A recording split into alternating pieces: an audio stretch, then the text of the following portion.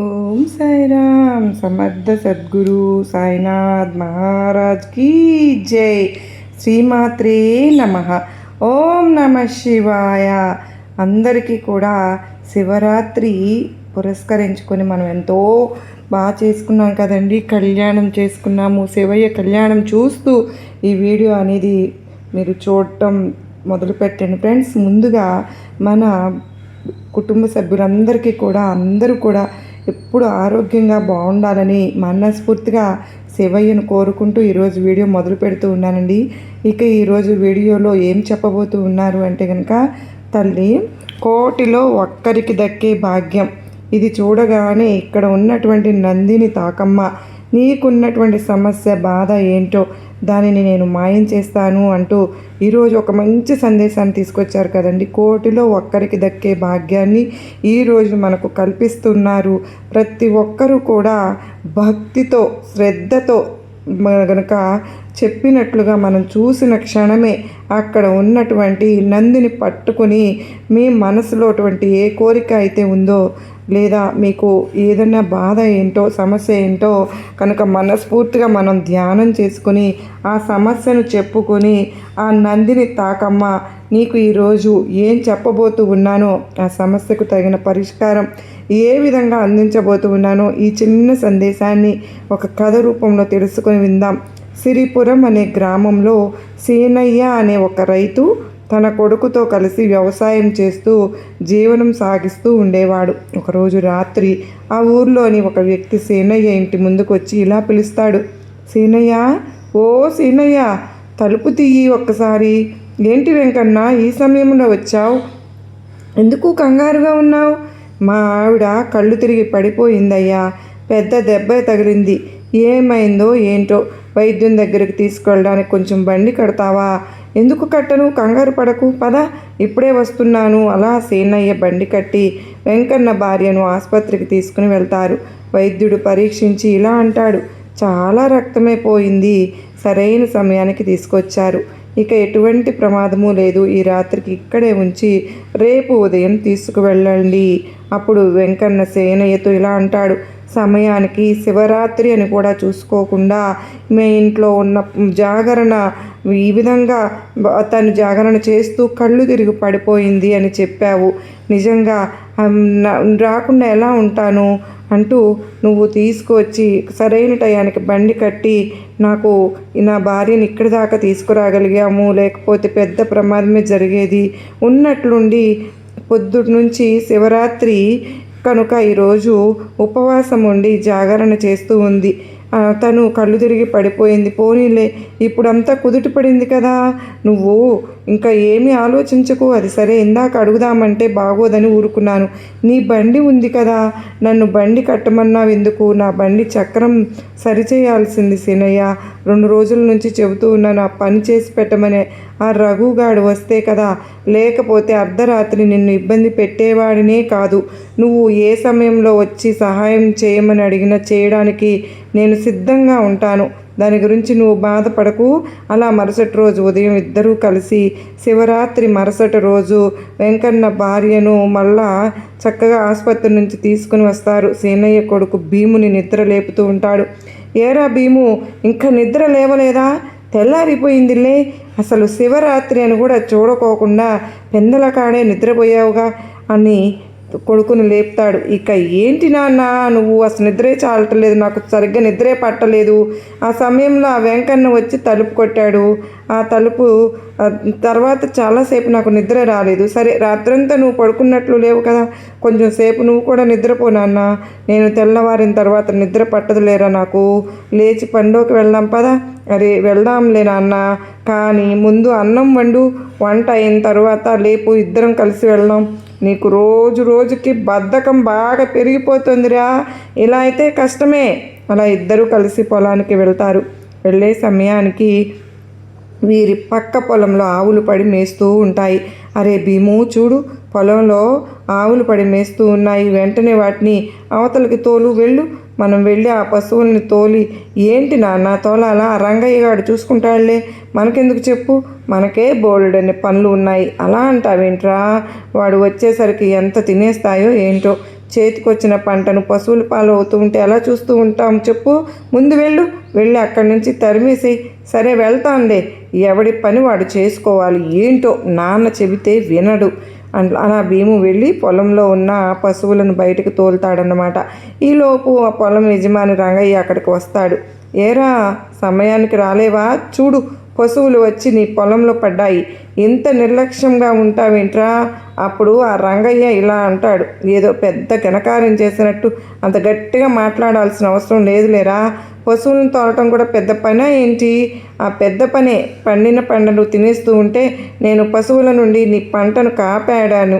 నువ్వు కాపాడకపోయినా నేను వచ్చి తోలుకునేవాడినేలే. కానీ వెళ్ళు ఇంకా అని అంటాడు రంగయ్య. ఓ, చెప్పావుగా. చూడు నాన్న, వాడు చేసిన సహాయం కూడా మరచిపోయి ఎలా మాట్లాడుతూ ఉన్నాడో. వాడు ఎలా మాట్లాడితే మనకెందుకురా? పశువులు పాడు చేస్తూ ఉంటే చూస్తూ ఊరుకోలేం కదా. సరే, వాడి సంగతి వదిలేయి. వచ్చిన పని చూడు. ఎవరికి సాయం కావాలన్నా ఎగేసుకుని పోతూ ఉంటావు. వాళ్ళు దానిని అస్సలు గుర్తే పెట్టుకోరు. ఏదైనా సరే అంటే మనం మనుషులము అంటావు. ఎవరిని ఎక్కడ ఉంచాలో నీకు తెలియదు నాన్న. చేసిన సాయం ఎక్కడికి పోదులేరా. అయినా సాయం చేసి ఫలితం ఆశించకూడదు. నీకు వచ్చి చెప్పడం నాదే బుద్ధి తక్కువ నాన్న. ఎవరు చెప్పినా నువ్వు మాత్రం మారవు. అలా కొన్ని రోజులు గడిచిన తర్వాత ఒకరోజు సేనయ్య పొలంలోనికి నీళ్లు వచ్చేస్తూ ఉంటాయి. అప్పుడే అక్కడికి వచ్చిన భీము, నీరు మొత్తం మన పొలంలోకి వచ్చేస్తుంది. అలాగే నీరు ఎక్కువగా వస్తే పంట మొత్తం పాడైపోతుంది. నీటిని వెంటనే కట్టేయాలి అని అనుకుంటాడు. ఏరా రంగయ్య, పొలంలోకి నీళ్ళు వస్తూ ఉంటే చూస్తూ అలా ఉండిపోతావా? వచ్చి కొంచెం అడ్డుకట్ట వేసి ఉండవచ్చు కదా. ఈరోజు నేను వచ్చి చూశాను కాబట్టి సరిపోయింది. లేదంటే పండిన పంట అంతా పాడైపోయేది కదా. నా పొలం బాగోకులు చూసుకోవడానికే నాకు సమయం సరిపోవడం లేదు. ఇక నీ పొలం గురించి నేను ఎక్కడ పట్టించుకుంటాను చెప్పు? అయినా నీళ్లు పెట్టేటప్పుడు నీకు తెలియదా ఎక్కువ అవుతున్నాయో తక్కువ అవుతున్నాయో? నేను నీరు పెట్టకుండానే చెరువుకు గండి పడినట్టు ఉంది. అలా నీళ్లు వచ్చేసాయి. మొన్న నీ పొలంలో పశువులు పడి తింటూ ఉంటే వాటిని తోలి కాపాడాను కదా. అది కూడా నీకు కృతజ్ఞత లేదురా. కానీ నువ్వు ఇలా చేస్తావు అనుకోనే లేదు. చూడు, ఇక నుంచి నువ్వు నాకు ఏ సాయం చేయవలసిన పని లేదు. నీ పని నువ్వు చేసుకో చాలు. అయినా కానీ నా పని నేను చేసుకోవడానికి నాకు సమయమే సరిపోవట్లేదు. ఇక నీ పొలానికి గండి పడిందా, నీ పొలంలోకి పశువులు వచ్చాయా, ఇవన్నీ చూడడం నా వల్ల కాదు అని రంగయ్య అంటాడు. చేసిన పని సహాయాన్ని మరచిపోయే నీలాంటి వాడిని అడిగి నేను తప్పు చేశాను, నాది బుద్ధి తక్కువ. అలా ఇంటికి తిరిగి వస్తూ ఉండగా దారిలో భీము కింద పడి కాలికి గాయం అవుతుంది. అదే సమయంలో వెంకన్న అటుగా వెళ్తూ ఉంటాడు. వెంకన్న, బాబాయ్ ఇంటికి వెళ్తున్నావా? అవును, ఇంటికి వెళ్తున్నాను. ఏమైంది భీము, అలా ఉన్నావు? నేను వస్తూ ఉండగా రాయి తగిలి కింద పడ్డాను. కాలు బాగా నొప్పిగా ఉంది. నువ్వు ఎలాగో ఇంటికే కదా వెళ్తూ ఉన్నావు. కొంచెం నన్ను బండి ఎక్కించుకుని ఇంటి వరకు దించుతావా? నడవలేకపోతూ ఉన్నాను. అయ్యో, ఏమో, బండి నిండా బస్తాలున్నాయి రా. నువ్వు వాటి మీద ఎక్కితే అంత బరువు ఈ ఎద్దులు మోయలేవేమో. నువ్వు ఎలాగో అలాగ ఇంటికి వచ్చేసేయి, నేను వెళ్తూ ఉన్నాను అని అక్కడి నుంచి ఆ వెంకయ్య వెళ్ళిపోతాడు. చూడు, నేను ఎంత బాధపడుతున్నా కూడా పట్టించుకోకుండా ఎలా వెళ్ళిపోతూ ఉన్నాడో. అలాగే నెమ్మదిగా ఇంటికి చేరుకుంటాడు భీము. జరిగిందంతా తండ్రికి చెప్తాడు. చూడు భీము, వాడి బండి మీద ఏవో బస్తాలు ఉన్నాయి అంటున్నాడు. లేకపోతే ఎక్కించుకునేవాడేమో. నాకు తెలియదా నాన్న, బండిలాగే ఎద్దులు ఎంత బరువు మోయగలవో? నన్ను కావాలనే వెంకయ్య బాబాయి ఆ బండిని ఎక్కించుకోలేదు. అదే ఆ వెంకన్న గారి భార్యకు బాగోలేకపోతే నువ్వు అర్ధరాత్రి బండి కట్టి సాయం చేశావు కదా. ఆ కృతజ్ఞత కూడా వాడికి లేదు. చేసిన సాయాన్ని వెంటనే మరచిపోతారు. నీకు ఎన్నోసార్లు చెప్పాను భీము, ఫలితాన్ని ఆశించి సాయం చేయవద్దు అని. సరే, ఇవన్నీ మరచిపో. చూడు, నేను రేపు ఉదయం పక్క ఊరి గ్రామాధికారి ఇల్లు కట్టుకున్నారంట్రా. గృహప్రవేశం ఉంది. నేను వెళ్ళి వస్తాను. నువ్వు ఇక్కడ ఎవరితోనూ గొడవ పడవద్దు. జాగ్రత్తగా ఉండు. నీకు ఏది చెప్పినా అనవసరం లేదు నాన్న. నువ్వు వెళ్ళిరా. మరుసటి రోజు ఉదయం సేనయ్య పక్క గ్రామానికి గృహప్రవేశానికి బయలుదేరి వెళ్తూ ఉంటాడు. దారిలో ఒక వ్యక్తి ఒక ఆవుని కొడుతూ కనపడతాడనమాట. అది చూసిన సేనయ్య, ఎవరయ్యా నువ్వు? ఆ ఆవుని అంతలా కొడుతూ ఉన్నావు? అలా పశువుల్ని హింసించడం పాపం కాదు. ఏం చేయమంటారండి? ఈ ఆవుని 4 రోజుల క్రితమే కొన్నాను. ఇది అస్సలు నా మాటే వినడం లేదు. దీనిని ఎంత బాగా చూసుకుంటున్నా కూడా పారిపోయి ఇలా వచ్చేస్తూ ఉంది. రోజు నాకు ఇదొక పని అయిపోయింది. అది కొత్తగా వచ్చింది అంటున్నావు కదా, నీకు అలవాటు పడటానికి కొంత సమయం పడుతుంది. దీనిని అలా కొట్టవద్దు. కొంతసేపు సేనయ్య ఆవుని మక్కువ చేసుకుని ఆ వ్యక్తితో ఇలా అంటాడు. చూడు, ఈ ఆవు ఇప్పుడు నా మాట ఎలా వింటోందో. పద, మీ ఇంటి దగ్గరికి నేనే ఆ ఆవును తీసుకుని వస్తాను. వచ్చి ఆ పుణ్యం కట్టుకోండి. ఇది నా మాట వినేంతవరకు జాగ్రత్తగా చూసుకుంటాను. అలా సేనయ్య సోము ఇంటికి వెళ్ళి ఆవును అక్కడ కట్టేసి అక్కడి నుంచి పక్క గ్రామానికి పయనమవుతాడు సేనయ్య. ఆవును కట్టేసిన తర్వాత ఆ గ్రామానికి చేరుకోగానే ఆ గ్రామాధికారి ఇలా అంటాడు. సేనయ్య, నువ్వు రావడం నాకు చాలా ఆనందంగా ఉంది. త్వరలో అలాగే అమ్మాయి వివాహం కూడా అనుకుంటూ ఉన్నాము. దానికి మాత్రం నువ్వు 6 రోజుల ముందు రావాలి. తప్పకుండా వస్తాను. గ్రామాధికారు ఏంట్రా గ్రామాధికారి అని గారు అని పిలుస్తున్నావు?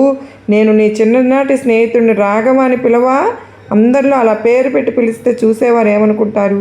నేనైతే ఇలాగే పిలుస్తాను. అలా వాళ్ళిద్దరూ మాట్లాడుతూ ఉండగా బయట కాస్త గలాటాగా వినిపిస్తుంది. ఇద్దరు బయటకు వస్తారు. అక్కడ ఒకటి ఎర్రటి ఆవు పడి ఉంటుంది. ఏమైంది? ఎందుకు ఆ ఆవు అలా పడిపోయి ఉంది? ఏమోనయ్యా, ఏమైందో తెలియదు, కానీ 4 రోజుల నుంచి అనారోగ్యంతో ఉంది. ఇప్పుడు అలా పడిపోయింది. అయితే వెంటనే వైద్యుడిని పిలిపించండి. గ్రామాధికారి దగ్గర నుంచి పనిచేసే ఒక వ్యక్తి వెళ్ళి వైద్యుడిని పిలుచుకుని వస్తాడు. ఆవుని పరీక్షించిన వైద్యుడు ఇలా అంటాడు. అయ్యా గ్రామాధికారి గారు, ఆవు బాగానే ఉంది. అది 2 రోజుల క్రితం దూడకు జన్మనివ్వడం వల్ల కాస్త ఆరోగ్యం దెబ్బతింది. నేను మందులు ఇచ్చాను. 2 రోజుల్లో పూర్తిగా కోలుకుంటుంది. ఏంటి, ఈ ఆవు 2 రోజుల క్రితం దూడకు జన్మనిచ్చిందా? లేదు డాక్టర్ గారు, ఈ ఆవు 4 నెలల క్రితం ఒక దూడకు జన్మనిచ్చింది. మీరు 2 రోజుల క్రితం అంటారేంటి? మీరు పొరపాటు పడుతూ ఉన్నారు. అప్పుడు గ్రామాధికారి గారు కూడా ఇలా అంటారు. అవును, మీరు ఏదో పొరపాటు పడుతూ ఉన్నట్లు ఉన్నారు డాక్టర్ గారు. ఈ ఆవు 2 రోజుల క్రితం దూడకు జన్మనిచ్చినట్లయితే, మీరు చెప్పింది నిజమైతే మరి ఆ దూడ ఎక్కడుంది? మరి చెప్పండి. అలా వారు మాట్లాడుతూ ఉండగా అక్కడికి ఇంకొక ఆవు ఎర్రగా ఉన్నది అలాంటిది వస్తూ ఉంటుంది. అదేంటి, ఈ ఆవు అచ్చం ఇక్కడ పడి ఉన్న ఆవులాగే ఉంది. అయ్యో, హాహా, ఇప్పుడు అర్థమైంది. ఇక్కడ పడి ఉన్న ఆవు మనది కాదయ్యా. ఎవరో ఆరోగ్యం బాగాలేదని ఆవును మన మందల్లోకి తోలి మంచి ఆవును దొంగిలించినట్లు ఉన్నారు. అది వాడి దగ్గర ఉండలేక తిరిగి మన దగ్గరకు వచ్చినట్లుంది. ఎవరో దొంగ వచ్చి ఆవును మార్చేంతవరకు మీరేం చేస్తూ ఉన్నారు? మందలోకి తోలుకుపోయి అవి గడ్డి మేస్తూ ఉంటే మీరు హాయిగా చెట్టు కింద కూర్చొని నిద్రపోతున్నారా ఏంటి? ఏమోనయ్యా, మేము ఎప్పుడు జాగ్రత్తగానే ఉంటాము. కానీ దొంగిలించిన వాడు ఎవడో చాలా తెలివిగలవాడై ఉంటాడు. సరే సరే, ఈ జబ్బు పడిడ్డ ఆవుని బయట వదిలేసి వచ్చిన ఆవుని మన మందలో కట్టేయండి. అలా జబ్బు పడిన ఆవును వైద్యం ఇప్పించండి. ఇలాగే ఎలాగో వైద్యుడు చూసి మందులు ఇచ్చాడు కదా, ఆవు ఆరోగ్యంగా కోలుకుంటే మీకు ఇంకొక ఆవు ఎక్కువగా వచ్చినట్లే కదా. దానిని అలా వదిలేయటం మంచిది కాదు అని సేనయ్య గ్రామ పెద్దగారితో అంటాడు. నువ్వు అన్నది నిజమే సేనయ్య. సరే, ఈ ఆవుకి డాక్టర్ ఇచ్చినటువంటి మందులు వేయండి. సరే గ్రామాధికారి గారు, ఇక నేను వెళ్ళి వస్తాను. నాకు చాలా పనులు ఉన్నాయి. అంత తొందర ఏముంది? వెళ్దు అనలే సేనయ్య. వచ్చి చాలా రోజులకు వచ్చావు అని అంటే, లేదు చాలా పనులున్నాయి, కానీ నేను మీకోసం వచ్చాను. అలా వెళ్ళిపోతూ ఉంటాను. సరే, అమ్మాయి పెళ్ళికి మాత్రం 4 రోజులు ముందే రావాలి. ముందే వెళ్ళి చెబుతున్నాను. అలా అక్కడి నుంచి సేనయ్య తిరిగి ప్రయాణం అవుతాడు. ఏంటి, నేను వస్తూ ఉన్నప్పుడు ఈ ఆవుని ఆ సోము దగ్గర చూశాను కదా, కానీ ఆవుని తాను 4 రోజుల క్రితం కొన్నాను అని చెప్పాడేంటి? అయితే తప్పకుండా దొంగతనం సోమునే చేసి ఉంటాడు. అందుకే ఆ ఆవు సోము మాటను వినలేదు. సరే, ఒకసారి సోము ఇంటికి వెళ్ళి చూద్దాం, అసలు విషయం తెలిసిపోతుంది కదా. అలా సేనయ్య బయలుదేరి సోము ఇంటికి వెళ్ళిపోతాడు. వెళ్ళేసరికి సోము గాయాలతో కట్లు కట్టుకుని ఉంటాడు. సోము, ఏమైంది నీకు? ఇన్ని దెబ్బలు ఎలా తగిలాయి? ఏం చెప్పమంటారయ్యా? ఆ ఆవు మళ్ళీ కట్లు తప్పించుకుంది. అడ్డుపడినందుకు నాకు ఈ దెబ్బలు తగిలాయి. మీరు వెళ్ళిన కొద్దిసేపటికే ఇదంతా జరిగిందయ్యా. నువ్వు అబద్ధం ఆడుతున్నావు కదూ. నువ్వు ఆ ఆవును దొంగిలించి తీసుకొచ్చావు. ఆ విషయం నాకు తెలుసయ్యా. మీ దగ్గర ఇక నిజం నేను దాచలేను. నేను చాలా పేదవాడిని. నా ఆవుకి జబ్బు చేసింది. అది చచ్చిపోతే నా జీవనాధారం పోతుంది అని నేను అలా చేశానయ్యా. కానీ నేను దొంగిలించి తీసుకొచ్చిన ఆవు కూడా పోయింది. నేను పెంచుకున్న ఆవు కూడా పోయింది. ఇప్పుడు ఏం చేయాలో నాకు అర్థం కావడం లేదయ్యా. దాని దూడ నా దగ్గరే ఉంది. దానికి కనీసం పాలు కూడా లేవు. కంగారు పడవద్దు. ఇదిగో ఈ డబ్బు తీసుకో. ముందు ఈ దూడకు కొన్ని పాలు కొనిచ్చి పట్టించు. నువ్వు చాలా పెద్ద తప్పు చేశావు సోము. తీసుకొచ్చిన ఆవు పక్క గ్రామ పెద్ద అయిన గ్రామాధికారిది మందలో నుంచి వచ్చింది. గ్రామ పెద్దగారి మందలోని ఆవు అయితే నాకు చెరసాల వాసన తప్పేటట్లు లేదయ్యా. దయచేసి ఈ విషయం ఎవ్వరికీ చెప్పకండి అయ్యా. మీకు పుణ్యం ఉంటుంది. ఈ పేదవాడిని వదిలేయండయ్యా. చూడు సోము, నాకు అనుమానం వచ్చే నేను ఇక్కడి దాకా వచ్చాను. ఇక్కడ నీ పరిస్థితి చూసిన తరువాత నాకు చాలా బాధగా ఉంది. సరే, నువ్వు ఒక పని చెయ్యి. నాతో రా. ఆ గ్రామ పెద్ద దగ్గరికి వెళ్దాం. అమ్మో, నేను అక్కడికి వస్తే వారు నన్ను చితక్కొడతారు. నేను రానయ్యా. నన్ను వదిలేయండి అయ్యా. నువ్వు భయపడవలసిన పని లేదు. ఆ అవసరం లేదు. నీ ఆవు నీకు ఇప్పించడానికే నిన్ను అక్కడికి నేను తీసుకుని వెళ్తున్నాను. ఆ గ్రామ పెద్ద నాకు చిన్ననాటి స్నేహితుడు. నువ్వు కంగారు పడవలసిన అవసరమే లేదు. పద వెళ్దాం. అలా వాళ్ళిద్దరూ కలిసి పక్క గ్రామానికి వెళ్తూ ఉంటారు. ఏమిటి సీనయ్య, మళ్ళీ వచ్చా? నాతో ఏమైనా పని పడిందా? ఇతను ఎవరు? చూడండి గ్రామ పెద్దగారు, నేను చెప్పేది కాస్త ఓపికగా వినండి. విన్న తర్వాత కోపం తెచ్చుకోవద్దు అని నాకు మాట ఇవ్వాలి. అలా సేనయ్య జరిగిన విషయం అంతా గ్రామ పెద్దకు వివరిస్తాడు. ఓరి దొంగ వెదవా, ఇంత పని చేశావా? నిన్ను చూడు ఇప్పుడు ఏం చేస్తాను అంటూ సేనయ్య ఇలా అంటాడు. అప్పుడు నేను ముందే చెప్పాను కదా మీరు కోపం తెచ్చుకోకూడదు అని. చూడండి గ్రామ పెద్దగారు, వాడి పేదరికమే వాడిని అలా చేయించింది. దయచేసి వాడిని క్షమించి వాడి ఆవును వాడికి తిరిగి ఇచ్చి పంపించండి. ఆ వైద్యుడు ఇచ్చిన మందులు కూడా ఆ సోమయ్యకి ఇచ్చి పంపించండి. నా చిన్ననాటి స్నేహితుడు చెప్తున్నాడు కనుక నిన్ను వదిలేస్తున్నాను. లేకపోతేనా నువ్వు ఈ పాటికి చెరసాలలో ఉండేవాడివి. అలా సోము ఆవుని సోముకి అప్పగిస్తాడు. సేనయ్య అలా వారు తిరిగి తమ సొంత గ్రామానికి పయనమవుతారు. అయ్యా, నీకు చాలా కృతజ్ఞతలు. మీరే గనక రాకపోతే నా ఆవు నాకు దక్కేది కాదు. అలా ఆరోగ్యం బాగాలేదని పెంచుకున్న ఆవును వదిలేయటం నువ్వు చేసిన పెద్ద తప్పు. ఆ తప్పు సరే, ఇంకెప్పుడు అలా చేయకు. ఇక సేనయ్య ఈ విధంగా ఇంటికి చేరుకుంటాడు. జరిగిందంతా కొడుకు భీమ్తో కూడా చెప్తాడు. చెప్పిన తర్వాత నువ్వేమో ఊర్లో అందరికీ ఇలా మంచి చేసుకుంటూ వెళ్ళు, వాళ్ళు మాత్రం మనకు అవసరమైనప్పుడు ఒక్కడు కూడా ఉపయోగపడడు. ఇలా ఆలోచిస్తే ఎలారా భీము? నువ్వు ఎప్పటికైనా సాధ్యమైనంత సహాయం చెయ్యి. మరీ చెప్తూ ఉన్నానా? తిరిగి ఫలితాన్ని మాత్రం ఆశించవద్దు అని. మరి ఇక వెళ్ళి పడుకో. సరే, రేపు ఉదయం బయలుదేరి ధాన్యం పట్టణానికి తీసుకువెళ్ళి ఆ శెట్టి గారి దగ్గర ఇచ్చి వస్తాను నాన్న. ధాన్యం ధర ఇప్పుడు బాగా పెరిగిందంట. అలాగే రా, వెళ్ళిరా. ధాన్యం బస్తాలు ఎక్కువగా ఉన్నట్లున్నాయి. 2 సార్లు వేసుకుని వెళ్ళిరా. ఏంటి 2 సార్లా? ఎందుకు? మొత్తం ఒక్కసారి తీసుకువెళ్తా. అంత దూరం 2 సార్లు ధాన్యం తీసుకుని వెళ్ళడం అంటే ఎంత కష్టమో నీకేం తెలుస్తుంది? అంత బరువు ఆ 2 ఎద్దులు మొయ్యలేవురా. సరే, నీ ఇష్టం. జాగ్రత్తగా తీసుకుని వెళ్ళు. అలా భీము మరుసటి రోజు ఉన్న ధాన్యం మొత్తం కూడా అంతా బండి మీద వేసి పట్టణానికి తీసుకుని వెళుతూ ఉంటాడు. దారిలో ఒక చోట ఆ ఎద్దులు ఆగిపోతాయి. వాటిని భీము కొడుతూ ఉంటాడు, పద పద అంటూ. కానీ అవి మాత్రం ముందుకు సాగలేవు. ఇదేంటి, ఈ ఎద్దులు ముందుకు సాగడం లేదు? నాన్న అన్నట్లు బరువు ఎక్కువయిందేమో. అలా భీము కొంతసేపు కొట్టేసరికి అలా కొద్దిగా కదిలి ముందుకు వెళతాయి. ఆ ఎద్దులు అక్కడ ఒక రాయి అడ్డుపడుతుంది. ఆ ఎద్దులు ముందుకు వెళ్ళలేక ఆగిపోయి బండిలో ఉన్న బస్తాలన్నీ కూడా కింద పడిపోతాయి.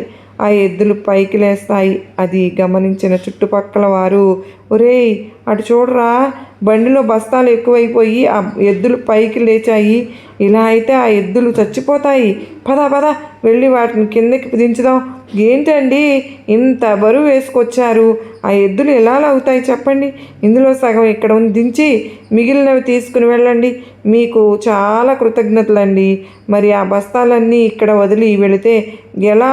వాటిని ఎవరైనా దొంగిలించి తీసుకెళ్ళిపోతే మీకు ఆ భయం అవసరం లేదండి. మీరు మళ్ళీ తిరిగి వచ్చేంత వరకు మేము వాటికి కాపలా ఉంటాము, మీరు వెళ్ళరండి. అలా 2 సార్లుగా మొత్తం ధాన్యాన్ని పట్టణానికి తరలిస్తాడు భీము.